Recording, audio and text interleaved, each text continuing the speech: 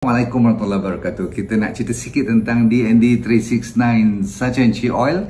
Walaupun banyak scammer macam mana pun, kita masih lagi bertahan sebab kita punya original dan kita mahu anda sekalian faham dalam ni yang pentingnya kita cari manfaat omega 3. Walaupun dia ada 369 tapi omega 3 yang paling banyak dalam ni dan manfaatnya sama standard dengan minyak ikan yang dahulu orang gila-gila duk makan, kita kecil-kecil pun makan kan. Yang penting ialah untuk lawan inflammation, dan semua orang dah tahu siapa saja yang badannya banyak inflamasi, tak kira yang rasa tak rasa, nampak tak nampak, merah tak bengkak, semua tu dalam badan kita, kalau ada je inflamasi, badan kita tak akan sihat, betul tak? Jadi kita nak mempertahankan supaya tidak kena inflamasi. Salah satu caranya ialah tingkatkan omega 3, dan semua rakyat kita kalau dibuat kajian hampir 70% tak cukup omega 3, samalah yang tak cukup vitamin D3 tu. Sebab itulah D3 K2 pun besar yang kita buat Santera tu kan. Jadi jangan lupa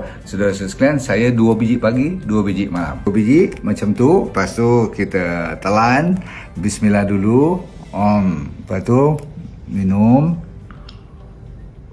Dah lepas 2 pagi 2 malam dah cukup. Yang penting dia menyihatkan badan supaya jadi sehat walafiat. Okey, jangan lupa